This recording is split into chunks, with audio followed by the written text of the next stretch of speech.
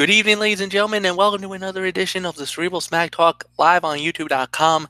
It is Girl MF Michael Fletcher alongside Anthony the Hitman Florio.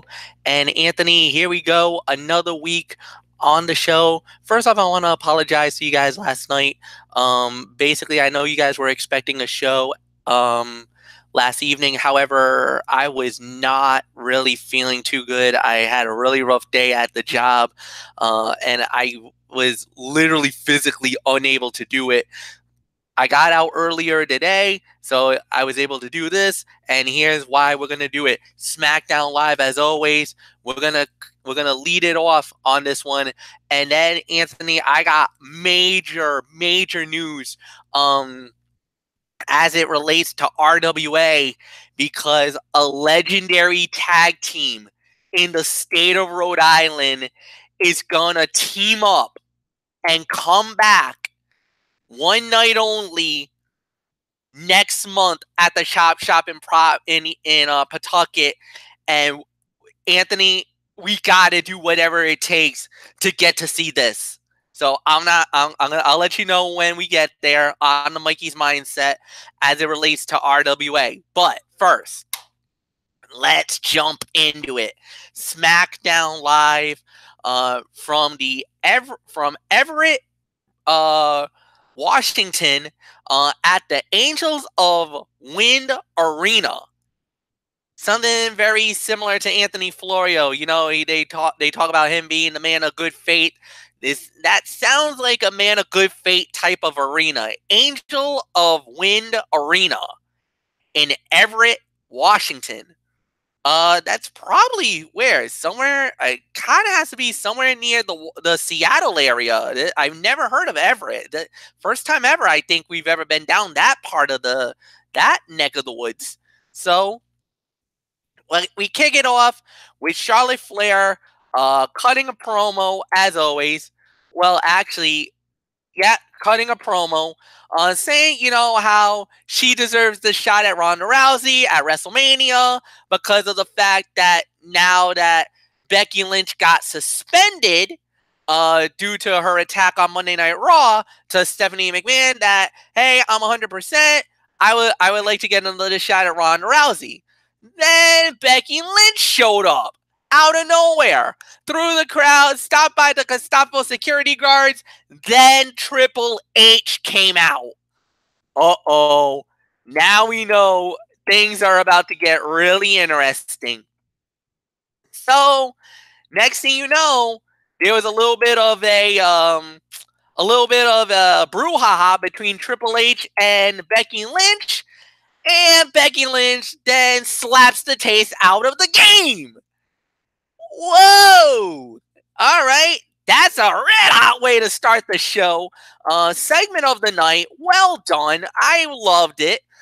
Look, Becky Lynch is the most over thing right now in WWE. It does not matter if it's Monday Night Raw or SmackDown Live.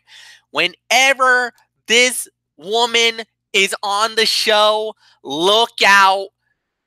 Things are about to get really interesting and a lot of fun. And let me tell you guys, God is my witness. Whatever you do, please do not mess this up, WWE. You got yourself a gold mine of a main event. And I know you want to put Charlotte in there. She doesn't deserve to be there. You don't need Charlotte. Let Becky and Ronda be your main event of WrestleMania. Let this be one-on-one. And you're going to have a gold mine going into the show. The fans are eating it up. There's nothing more to say. Anthony Florio, it's all yours, my friend. Well, I'll tell you, MF. I mean, what a way to start off SmackDown Live. I mean, you thought what we saw on Monday night with Becky Lynch and Stephanie, you thought that was fun. I got to admit, MF, this was even better. I mean, I thought it couldn't get better than what Becky did with Stephanie. What she did with Triple H, I thought was even better. Triple H healing it up. I'm just going to say it like this. I'm just going to say it like this, MF. Let me just say this. This was an MF special. A Mikey special. That's what I'm calling this. Two of your favorites. Your all-time personal favorites. I mean, listen to this. You have Triple H, longtime MF favorite. MF has been a diehard Triple H fan since he became the Game and all that 9 yards. Then Becky Lynch comes on the scene. He takes one look at that fiery red hair of hers and he's smitten instantly with Becky Lynch. And then Becky follows it up not only with her beauty, but also with her incredible wrestling ability, her incredible mic work.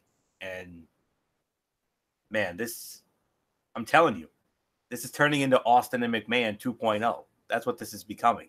They're trying to make Becky Lynch the female Stone Cold Steve Austin. That's what they're trying to do with Becky. Let's not kid ourselves. And they're going to have Stephanie and or Triple H in the role of Mr. McMahon, obviously. And over these next few weeks, I expect them to maybe, continue to, maybe stack the deck against Becky. I mean, Becky's been suspended already because of, her refusal for medical attention.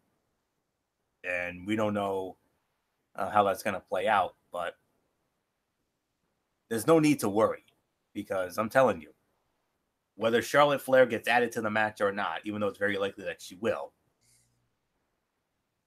there's no need to worry, Becky Lynch fans, including the president of her fan club, which is UMF. You don't have to worry about a thing. I fully expect Becky to walk out of MetLife Stadium in the Meadowlands as your brand new Raw Women's Champion. You don't have to worry about that. I think they could pull the wool over us. You never know. But my early projection is that Becky's going to walk out of Mania as the Raw Women's Champion. And then she can carry Monday Night Raw and our women's division to the next level. We've been needing that shot in the arm for a while. I mean, Ronda's been great. Don't get me wrong. I love Ronda. Don't get me wrong. But Ronda says she wants to start a family and all that. Give the belt to Becky. Becky is more than capable of being the flagship of the Raw Women's division, just like she was for SmackDown Live. So, hands down, this was the segment of the night. I mean, even better than the Stephanie segment on Monday. But MF, I mean, nobody was a bigger winner in this segment than you. Because I'm sure watching this last night, I bet you were sitting there thinking, oh my God, oh my God, oh my God. My favorite women's wrestler, the woman who I think the world of, Becky Lynch. And then your all-time idol, Triple H. I mean, MF. Think about this. The Game, the King of Kings, the Cerebral Assassin, one half of our namesake. And then you have Becky Lynch. I mean, I'll just sum it up by saying segment of the night, but I like in the immortal words of Mauro Ranallo, there are no words. And to me, there are not enough words, to put a price on this segment. This was segment of the night, and I'll take more. I'll take more segments between Becky and Triple H, Stephanie. But I would also like to see her get some interaction with, let's have the entire McMahon family. I would love to see that. Not at the same time. You've already had it with Steph. You've already had it with Hunter. Now I'd like to see her with Shano down the road. But what I would really love to see is her with the boss himself, Mr. Vincent Kennedy McMahon. That's going to equal ratings big time. So, segment of the night, like I said, I'll take more of these for the next 8, 9, 10 weeks, however long it is, until we get to MetLife in the Meadowlands. So, MF, I mean, like I said, man, you, my friend, were the ultimate winner because you had the Game and Becky Lynch. MF, come on. Think about that. It doesn't get any better than that. No, absolutely. And Becky is so hot right now. She's one of the best in WWE. And Triple H, a lot of people wants him to be the man. Everybody wants him to be the owner of WWE or the chairman of the board. And sooner rather than later, I think it is very possible that it will happen. But Triple H is amazing, man. I mean, this was a great segment.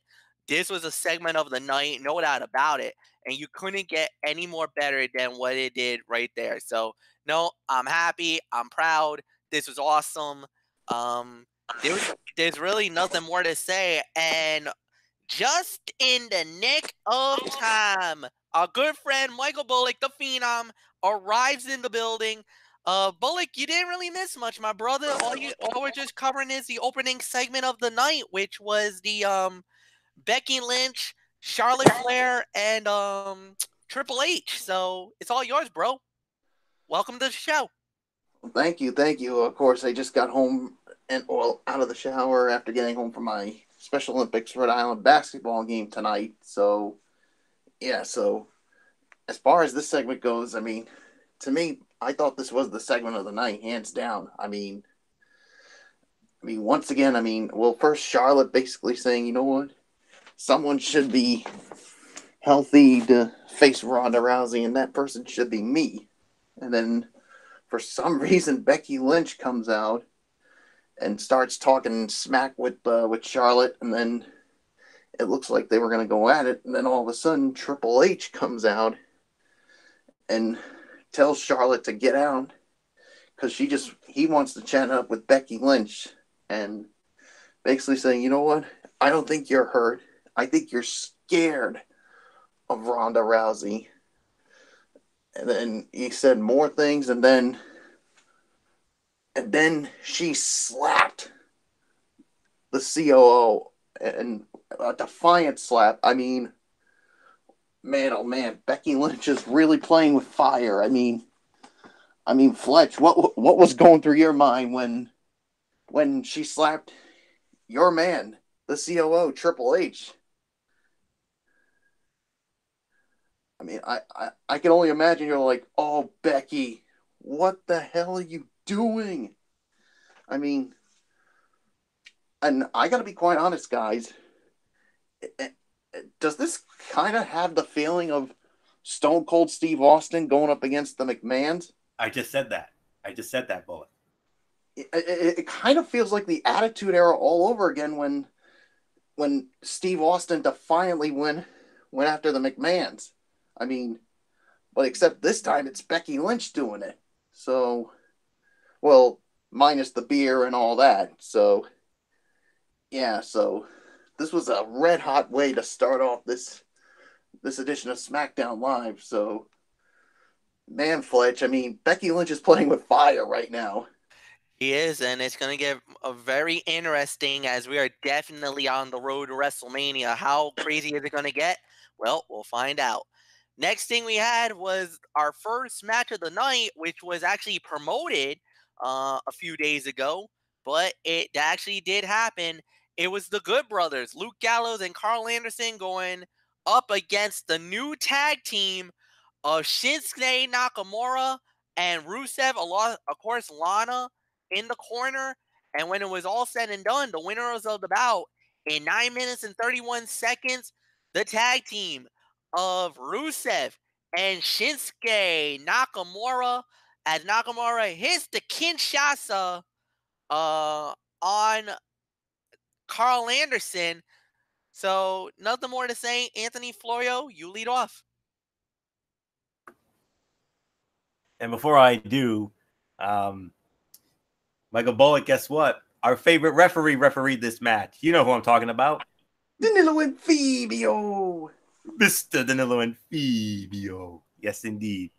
And you notice he was out there during that epic segment with Becky and Triple H as well. So, yeah, we saw a lot of Mr. Danilo and Fabio at the start of this show tonight. But, I mean, last night, rather. But I'll tell you what. I'm going to give this about 2 to 2.5 for the effort, if I'm going to be honest. I mean, Rusev and Nakamura, surprisingly enough, made it work. Yeah, they had a few chemistry issues early on, struggling to figure out who would tag in. But when things broke down towards the end, they were on the same page. Nakamura helped save Rusev from certain loss, and that was all the edge the Bulgarian Brute needed after a Machka kick. Rusev gets the fall and the win for his makeshift team that seemed unlikely to succeed initially. There's no telling how far this team will go, but it could certainly be something to heart. It could be something, to look harder at in the coming weeks. I mean, this wouldn't be the first time two former rivals teamed up and had success, and it likely won't be the last time. But it would be a bit unique considering they just had a match at the Royal Rumble kickoff, and Rusev's wife Lana was harmed thanks to the issues between the two. Only time will tell how far Nakamura Day can go, but so far so good after a big win over the Good Brothers in a solid 2 to 2.5 star match. So nothing more to say on that. Michael Bullock, come on in. Let's get your thoughts. Yeah, I'll give it about 2.5 for the effort. I mean, I thought Nakamura and Rusev looked okay in their first match as a tag team, especially after the ongoing problems with the two of them. And, of course, everything involving around Lana. So the big question is, how far will this tag team go? I mean, could it eventually, one of them might turn on the other? I don't know. We'll just have to wait and see how it goes. I mean, nice chemistry between the two for the beginning. So I really got nothing more to say. So I'm just going to give it to you, Fletch. Yeah, this was very good. Solid fight, nothing bad to say. And it was interesting to watch. So, uh, just let's just move on to the next segment of the night. There was a backstage segment not to worry about, so we're just gonna go right into the next fight. Mustafa Ali goes 1-on-1 with Randy Orton, winner of the bout in 10 minutes and 32 seconds. Randy Orton wins the match, but oh my God, did you guys see the eye of Mustafa Ali? Oofa! Michael Bullock. Damn. I saw that picture, Fletch, and I was like, dang. I mean, that if that's not an eye injury, I don't know what is. But I'll tell you what, I'll give it about 3, maybe to 3.25 when it comes to the match. I mean, the first meeting ever between Mustafa Ali and Randy Orton. I mean, this was certainly a big task for Ali, but in the end, he learned the hard way that you do not mess with the Viper. And I mean, he was good, but let's just say lesson was learned from Mr. Mustafa Ali when you cross paths with the Viper. So nothing more to say. Fletch, I mean, your boy got it done. Yeah, Randy Orton looked really good in this fight, but also give credit where credit's due to Mustafa Ali. I thought he had a tremendous performance, to say the very least. So, no, solid fight, good performance, great matchup for him, and yeah, 3 stars. I'll give that to you. I'll see that. Mike, Anthony Florio, it's yours, bro. 3.25, 3.5. This to me was the fight of the night, if I'm going to be honest with you. This match turned out to be very good from start to finish, with a lot of impressive elements. The homework done by Ali paid huge dividends in this bout, as he was ready for anything Orton threw at him. Some of that just made the Viper angry, however, and he still managed to control the bout throughout parts of it. One turning point was where Orton was set to hit Ali with an RKO after Ali jumped off the top rope, but Ali knew it was coming and took advantage of it. And just when it looked like Ali was going to pull it off, though, Orton threw Ali off of the top rope directly into a picture-perfect RKO out of nowhere for the win. And then Samoa Joe decides to intervene after the match was over by choking out Orton with the favorite submission move of myself and Bullock, the Coquina Clutch. Yeah, so, and adding more insult to injury to Ali, staking his claim for the Elimination Chamber, where he hopes to become the WWE Champion. In terms of just Orton and Ali, it was a great match that was mutually beneficial. It should be interesting to see if these two square off again in the future, but last night surely got off to a great start, and I would not mind seeing in a series of matches between these two down the road. This would be a great feud down the line. So, but then again, as I give it back to MF, Orton and Joe, can you say maybe a possible Mania bout? Two more of your favorites, MF. The Viper and the Samoan Submission Machine, another MF special. Oh yeah, and that would actually be a very good matchup to see at WrestleMania, no doubt about it. All right, guys. So we had a lot of filler along the way, so I'm not going to waste much time with that. But then the next fight of the night that we had was a 6-woman 3 a three-way tag team fight with basically the three teams that is going to be representing SmackDown Live at the Elimination Chamber to crown the first ever women's tag team champions. It is Naomi and Carmella, the Iconics, and the now the team of Mandy Rose and Sonya Deville, as they want to be referred now as Fire and Desire. That's actually a pretty cool name. I think that actually will work. So, with that said, the winners of the bout was Fire and Desire. They get the victory, as it was Mandy Rose getting the victory over Naomi, of all people. The rivalry continues, and yes, they get the victory. So, nothing more to say. So, guys, let's just move on. This was an okay fight. Unfortunately, by default, worst fight of the night, as expected. But it was still an okay fight for what it was worth. And it also showcased the women very nicely going into the Elimination Chamber. So I got really nothing bad to say about that.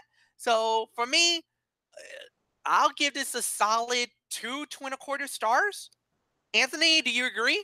Maybe a little higher, a little lower? What do you say? No, you're right. It's 2 to 2.25 for me. Okay. Good match, even if it wasn't the longest, and it helped build further excitement for the upcoming match inside the Elimination Chamber. It feels like this match is wide open for anyone to take and win. But Rose and Deville got off to a great start last night, and they have to be thought as real possibilities to capture the Women's Tag Team Championship. It won't be long now until we find out which team makes history, but last night gave us fans a glimpse of what could happen at Elimination Chamber. And by the way, shout out to Mandy Rose and Sonya Deville. They have this YouTube channel, and they do a little YouTube show called Mandy's Donuts, and they go on the road every week. When they're on the road, they go into these donut shops on their quest to find the perfect glazed donut. I strongly suggest you check it out. I've seen it. I've seen the episodes, and I love it. So I'm telling you, those two have a bright future ahead of them. I don't know if they're going to win the belts. I mean, my gut is telling me my girls from Raw, Sasha and Bailey, those are who I'm leaning towards to walk out of it. But you never know. They could win. And a quick thought about Naomi and Carmella. It's a random team, but, they looked pretty good last night against the two other established teams. And it felt like the bout could have gone any of the three possible ways. But it was the ongoing issues between Mandy Rose and Naomi that would end up being the difference in this bout, when Rose took out Naomi to get the win for her team in the most satisfying way possible for God's greatest creation. And Corey Graves on commentary, what a ham, let me tell you. When she got the winning fall, he was like, yes. And then I think she pointed at him or something. He was like, she's pointing at me. She pointed at me. Oh, it was epic. That's exactly what I would have done. And I would have thrown in one of the biggest MFs of all time if it was me. But that's all I can say on that. 2 to 2.25. So Michael Bullock, some nice momentum for the newly named Fire and Desire. They're Absolution no more. Yeah, nice momentum for Mandy Rose and Sonya Deville as they continue to build to the Elimination Chamber match to determine the first ever women's tag team champions. So, yeah, and Naomi and Carmella, I thought they looked good. I mean, as a tandem here, but I do agree at the end of the day, I think the favorites, I think it's got to be Sasha and Bailey from Raw to walk away with the women's tag team titles. So, as far as the match, yeah, 2.25. I mean, it's not the best, but it was okay for what it was. So, nothing more to say. Fletch, let's move right along. All right, and we move right along to the main event of the evening. The WWE Champion, the new Daniel Bryan, goes one-on-one with the charismatic Enigma, Jeff Hardy, the winner of the bout, in 12 minutes and 11 seconds. via disqualification Jeff Hardy because Eric Rowan knocked him off the turnbuckle as basically Jeff Hardy hit the swanton, was looking for the 1, 2, 3, and basically grabbed him right out of the ring right before the count was to be called. And yes, that did prompt the DQ finish. All right, so I believe it's Anthony Florio that leads off. So, Tony, give me your thoughts. Hardy wins by DQ because Rowan interferes. Yeah, Rowan interfered, and to me, this was the second best fight of the night. I can give this about 3.25, if I'm being honest. This match felt like it had a great shot at a non-finish of sorts, and that would eventually ring true after a solid match between these two top guys. It looked like Hardy was about to get the win after the swanton, but Ryan's insurance policy, Eric Rowan, pulled Hardy out of the ring just before the ref counted the 3, causing the DQ. Things broke down even more after that, and the other participants of the chamber match got involved. Joe, Orton, Mustafa, and AJ Styles brawled a bit, and then AJ came in, took control of the situation. After everyone was out of the picture, Styles hits Hardy with a phenomenal forearm and stood tall, signaling to the new Daniel Bryan that he is coming for his title. This was a solid way to further hype this match, but in terms of just Bryan and Hardy, it was a solid match. The non-finish and rather short duration took away from the match quality a bit. That's why I had to knock it down a peg. But the entire segment that followed helped things out in its own right. So, solid 3. I'm going to give it a solid 3. I mean, I think the 3.25 may have been a little hasty. I'm going to give it a solid 3 for the effort. Second best fight of the night. It would have been the fight of the night if it hadn't been for the DQ. But I felt that Mustafa Ali and Randy Orton's match was just a smidgen better, if I'm going to be honest with you. So, nothing more to say. Second best fight of the night. Bullock, your thoughts? Yeah, I'll give it 3 stars. I mean,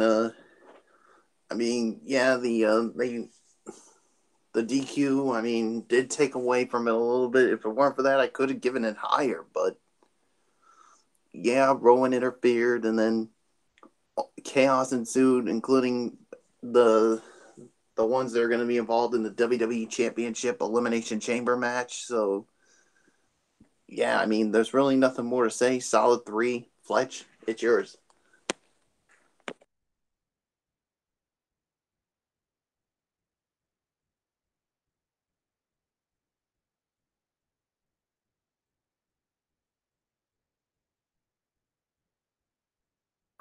Meph, are you there?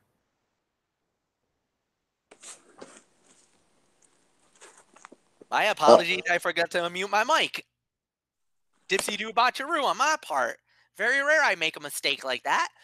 3 stars for the rating, like I said. Very good match, nothing more to say. Overall review time.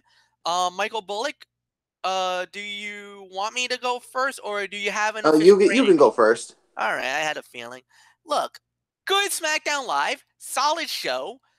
Definitely a lot better than it was last week. I think last week was kind of a walk away. This time around, it was a lot more solid. It was a lot more better. It looked like the body of work of everybody involved was definitely a lot more powerful than anything else. So to me, I was very happy. I enjoyed it. I thought it was a solid show. Becky and Triple H, and that segment was far and away the segment of the night, no doubt about it. As far as an overall rating, I could give this a solid 7.5 out of 10. I think it was a good show. Not the best show out there, but because there was a couple of areas where there could have been some improvements. But as far as a show as a whole, great job.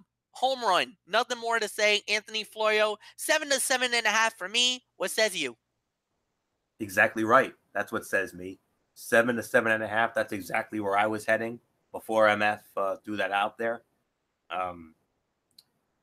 Yeah, you already know my thoughts on it. I mean, much better show than Monday Night Raw. Let's just. But then again, we knew going in it was gonna be, especially with those 2 great matches with Randy Orton and Mustafa Ali, the new Daniel Bryan against Jeff Hardy. Both of them were very solid matches. And then throw in the women's match, which was pretty decent. And It was okay, and that tag team match with Rusev and Nakamura against the Good Brothers, that was solid as well.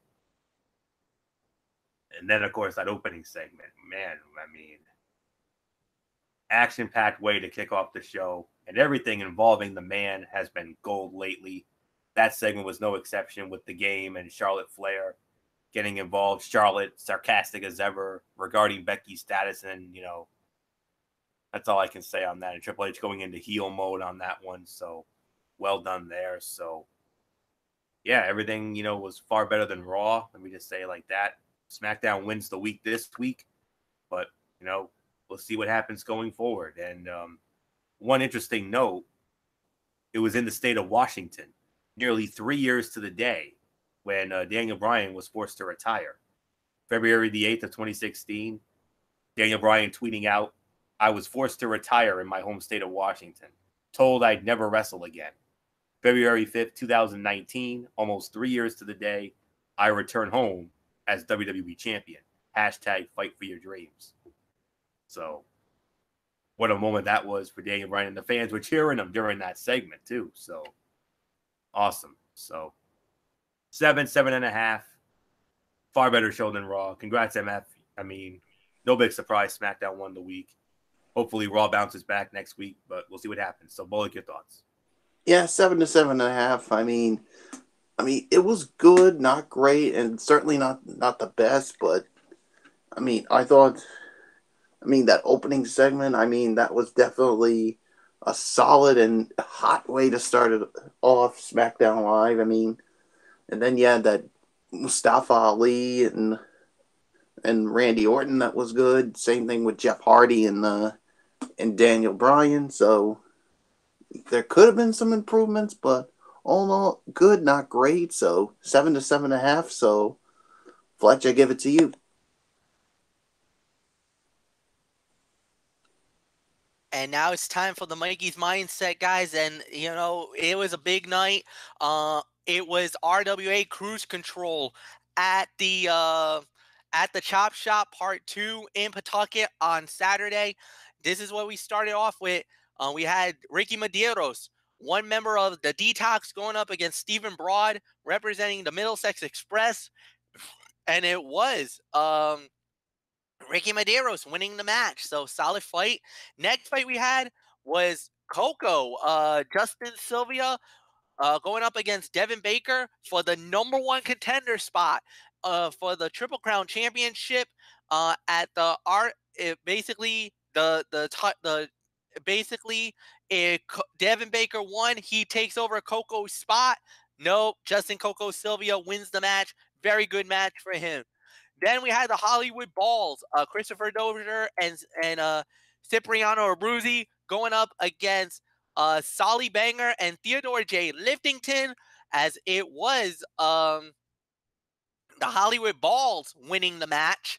Then we had the other half of the Detox versus Middlesex Express, as it was Jason Devine defeating Stephen Lust in a one-on-one match. Okay, now here is the big moment. Anthony, get ready for this.